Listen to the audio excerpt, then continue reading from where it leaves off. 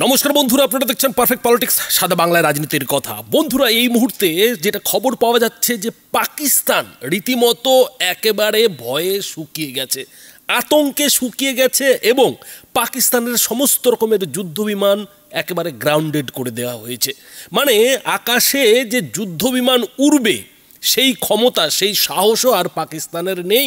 এবং পাকিস্তানের defence minister, প্রতিরক্ষা মন্ত্রী খাজা আসিফ এক টিভি চ্যানেলকে তো এটাও বলে ফেললেন যে ভারত যদি এইখানেই থেমে যায় তাহলে পাকিস্তানও চুপ করে যাবে। অর্থাৎ পাকিস্তানের বুকে কতটা আতঙ্ক জাকিয়ে বসেছে ভারতের অপারেশন সিন্দুরের পরে সেটা বন্ধুরা বুঝতে পারছেন। কিন্তু উল্টো দিকে কি প্রোপাগান্ডার খেলা চলছে সেটাও বন্ধুরা আপনাদের দেখাবো। আর এই যে প্রোপাগান্ডার খেলা, সেই প্রোপাগান্ডার খেলাতে যেটা দেখা যাচ্ছে যে পাকিস্তানি মিডিয়ার সঙ্গে একেবারে সমান তালে তাল মিলিয়ে বাংলাদেশি মিডিয়াও কিন্তু প্রোপাগান্ডা ছড়াচ্ছে।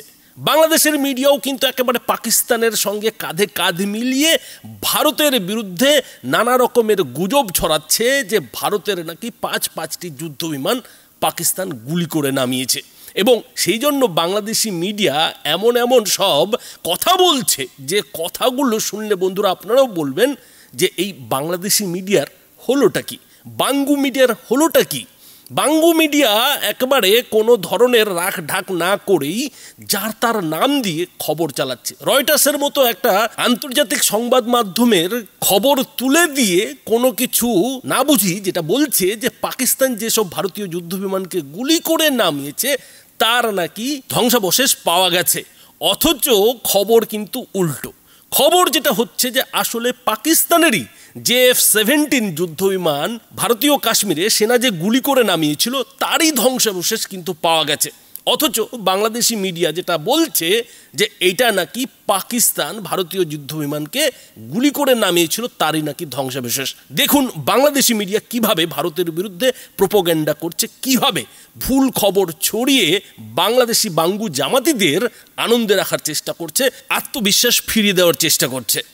শেষে পাকিস্তানে ভারতের যুদ্ধবিমান ভূপাতিতের ভিডিও সামনে আসলো। এরই মধ্যে সেই ভিডিও প্রকাশ করেছে বার্তা সংস্থা রয়টার্স। ভারতের পক্ষ থেকে হামলার পর পাকিস্তানি সামরিক বাহিনীর মুখপাত্র জানিয়েছিলেন 5টি যুদ্ধ বিমানের মধ্যে 3টি হলো ফ্রান্সের তৈরি রাফাল, একটি রাশিয়ার তৈরি Su-30 এবং অন্যটি MiG-29 যুদ্ধ বিমান। এর মধ্যে Su-30 ও MiG-29 যুদ্ধ বিমান সোভিয়েত আমলে তৈরি করা যুদ্ধ বিমান।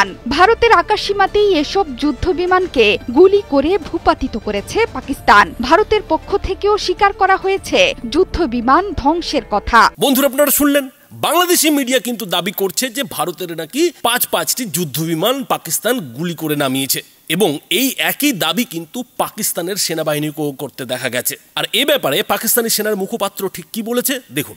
I can confirm you that 5 Indian aircrafts including 3 Rafale, 1 Su-30 and 1 MiG-29 have been shot down and 1 Heron drone has also been shot down. অর্থাৎ পাকিস্তানি সেনার মুখপাত্র এবং বাংলাদেশি মিডিয়ার যে বক্তব্য সেই দুটো বক্তব্য কিন্তু একেবারে মিলে যাচ্ছে। অথচ পাকিস্তানেরই কয়েকজন ইউটিউবার একেবারে শিরদার সোজা রেখে যেটা বলছে যে পাক মিডিয়া এবং পাক আর্মি একসঙ্গে হয়ে কিভাবে ভুয়ো খবর ছড়িয়ে পাকিস্তানের আমজনতাকে বিসি বানানোর চেষ্টা করছে। এবং এই যে ভারতীয় যুদ্ধ বিমান গুলি করে নামানোর খবর, সেই খবরের ব্যাপারে এই পাকিস্তানি ইউটিউবার কি বলছেন বন্ধুরা সেটাও দেখুন। तस्वीर चल रही है ये, और ये पीटीवी भी दिखा रहा है और पाकिस्तान के सारे मीडिया चैनल्स दिखा रहे हैं कि जैसे ये भारतीय जहाज के मलबे की तस्वीर है, जबकि ये बात दुरुस्त नहीं है।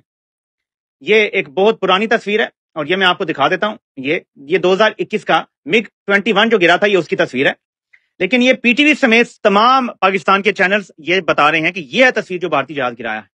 ये इंपॉर्टेंट क्यों है कि हम करेक्ट खबरें दें, क्योंकि इसी से बयानिया बनता है। जंग के दौरान गलतफहमी भी हो सकती है और फिर आपकी तजलील भी होती है। इस वजह से हम वो तजलील नहीं होने देंगे और ना इनको बेवकूफों को करने देंगे। हम आपको सिर्फ कंफर्म रिपोर्ट देंगे। फॉर एग्जांपल, अब आप ये देखें, ये पीटीवी के ऑफिशियल अकाउंट से पोस्ट हो रहा है कि हमने राफेल जहाज या जो भी तैयारा है वो गिरा दिया है। अब ये जो तस्वीर है आपने ये देख लिया, ये जहाज की तुम नजर आ रही है, लेकिन इसकी असलियत अब आपको दिखाता हूं। ये देखें, असल में ये तस्वीर 3 साल पुरानी है, ये आप देख सकते हैं। ये आप पीटीवी की देखें, वही जहाज की तुम नजर आ रही है, यही तस्वीर आप देखें ऊपर तो आपको नजर आएगा ये 3 साल पुरानी है। यानी आपका सरकारी चैनल असल तस्वीर नहीं अभी तक आई, तो भाई कोई एआई से जनरेट कर लो। फॉर एग्जांपल मैं मिसाल देता हूं आपको, ये एआई जनरेटेड है। आपने अगर सिर्फ दिखाना है कि आपने जहाज गिरा दिया तो ये काफी है, लेकिन फेक इमेज से भारत को बयानिया मिलेगा कि पाकिस्तान झूठ बोल रहा है, तो ये नहीं होना चाहिए था। অর্থাৎ বন্ধুরা বুঝতেই পারছেন যে পাকিস্তানি মিডিয়া কিংবা বাংলাদেশি মিডিয়া ভারতের বিরুদ্ধে যে অপপ্রচারটা চালাচ্ছে, ভারতের সার্জিক্যাল স্ট্রাইক সিন্দুর নিয়ে যে অপপ্রচারটা চালাচ্ছে, তার কিন্তু ভান্ডাফোড় হতে শুরু করেছে। আরও একটা উদাহরণ দেখুন, বিবিসির সাংবাদিক ঘটনাস্থলে গিয়ে মাদ্রাসার টিনের চাল উড়ে আসা নিয়ে যখন প্রশ্ন করেছে, তখন পাকিস্তানি সেনার উপস্থিত জওয়ানরা তাকে যেটা জানাচ্ছে যে এটা নাকি ভারতের ছোড়া মিসাইলের অংশ। অথচ বিবিসির পাক সাংবাদিক নিজেই বলছেন যে এটা কোনো মিসাইলের অংশ নয়, এটা আসলে যে মাদ্রাসার উপর ভারতীয় ক্ষেপণাস্ত্র এসে পড়েছে তারই উড়ে আসা চালের টুকরো। हम जब यहाँ पे पहुंचे तब भी यहाँ पर एक खोल हमें पड़ा हुआ मिला था, जो यहाँ पे जो सिक्योरिटी एहलकार उन्होंने बताया कि उस मिसाइल का हिस्सा है जो कि यहाँ फेंका गया है। आपको यहाँ पर ये छत जो है, छत का एक हिस्सा है मस्जिद ही का, जो कि यहाँ तक आके गिरा है और ये अभी तक यहीं पड़ा हुआ है।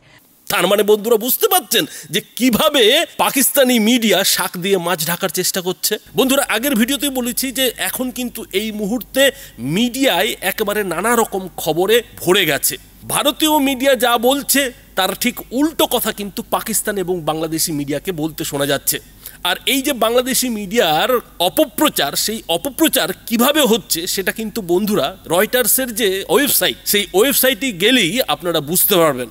সেই ওয়েবসাইটে কিন্তু পরিষ্কার যেটা লেখা আছে যে এই যে যুদ্ধবিমানের ধ্বংসাবশেষ, এই ধ্বংসাবশেষ কার সেটা কিন্তু এখনো পরিষ্কার নয়। সোর্স মারফত বলা হচ্ছে যে এটা ভারতীয় যুদ্ধবিমানের ধ্বংসাবশেষ, কিন্তু সেটা আদৌ ধ্বংসাবশেষ কি না সেটা কিন্তু এখনো জানা যায়নি। এবং এই যে ধ্বংসাবশেষ, এই ধ্বংসাবশেষের খবর কিন্তু ভারতীয় মিডিয়া ভোর 4টের সময়ই করে ফেলেছে।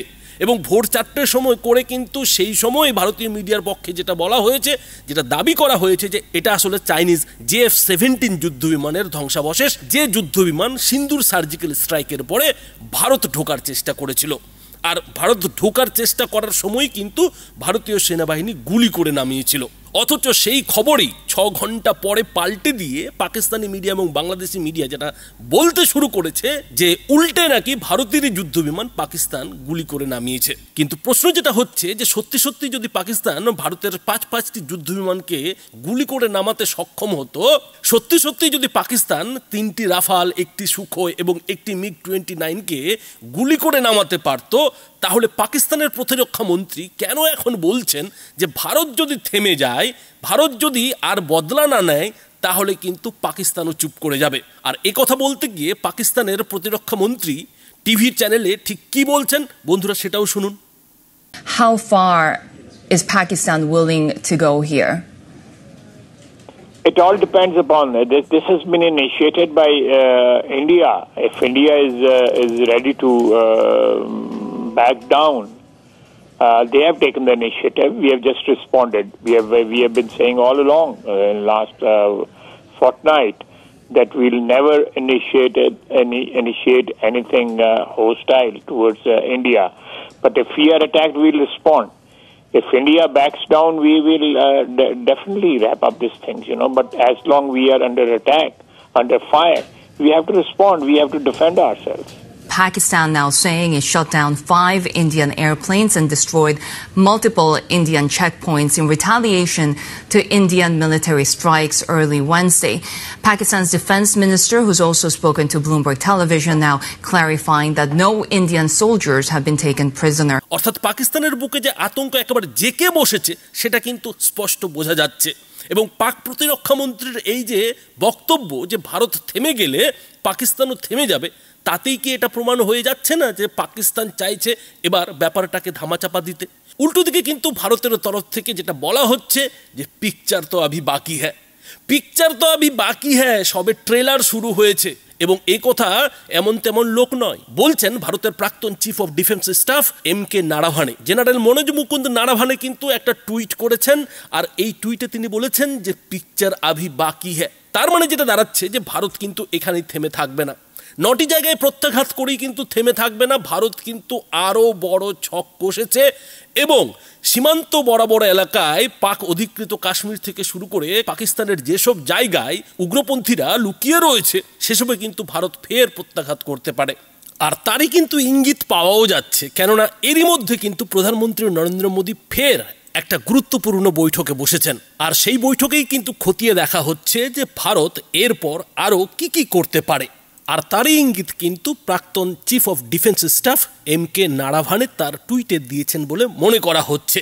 আর এই টুইটের পরেই কিন্তু পাকিস্তানের প্রতিরক্ষা মন্ত্রী খাজা আসিফ বিদেশি টিভি চ্যানেলকে যেটা ইন্টারভিউতে বলেছেন যে ভারত যদি এইখানে থেমে যায় তাহলে কিন্তু পাকিস্তানও চুপ করে যাবে। আর পাক প্রতিরক্ষা মন্ত্রী যখন মিডিয়ায় এই কথা বলছেন তখনই যেটা দেখা যাচ্ছে যে পাকিস্তান কিন্তু তার সমস্ত যুদ্ধবিমান মাটিতে নামিয়ে ফেলেছে। অথচ পাকিস্তানি মিডিয়ার সঙ্গে তালে তাল মিলিয়ে বাঙ্গু মিডিয়া কি বলছে যে ভারতের 5খানা যুদ্ধবিমান নাকি পাকিস্তান গুলি করে নামিয়েছে। এবং বাঙ্গু জামাতিরা সেই খবরের ভিত্তিতে পশ্চিমবঙ্গের নিউজ মিডিয়া চ্যানেলগুলিতে এসে যেটা কমেন্ট করছে যে ভারতীয় মিডিয়া নাকি ভুল খবর দিচ্ছে, আসলে নাকি পাকিস্তানি ভারতকে খেলা দেখিয়েছে। বুঝুন একবার, মানে কোন লেভেলে মিস ইনফরমেশন চলছে, কোন লেভেলে প্রোপাগান্ডা চলছে, এবং সেই প্রোপাগান্ডা যে পাকিস্তানের পেছনে বাংলাদেশও করছে তার কিন্তু জলজ্যান্ত উদাহরণ পাওয়া যাচ্ছে।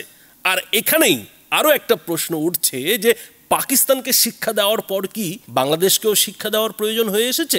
কেননা বাঙ্গু জামাতিদের যে লাফালাফি, সেই লাফালাফি বন্ধ করতে হলে বাংলাদেশকেও 2-4টে চর মারার প্রয়োজন রয়েছে। আর এই যে ইউনুসের বাংলাদেশিদের ভারতের 7 সিস্টার্স দখল করে নেওয়ার স্বপ্ন, সেই স্বপ্নে আঘাত হানতে হলে পাকিস্তানের মতো করে না হলেও ছোটোখাটো সার্জিক্যাল স্ট্রাইক যে বাংলাদেশের উপরেও করার প্রয়োজন হয়ে পড়েছে সেটা কিন্তু বন্ধুরা পরিষ্কার হয়ে যাচ্ছে। তবে বন্ধুরা এই বিষয়ে আপনারা কি মনে করেন? আপনাদের মতামত অবশ্যই এই ভিডিওটির নিচে কমেন্ট বক্সে লিখে জানাবেন। ধন্যবাদ।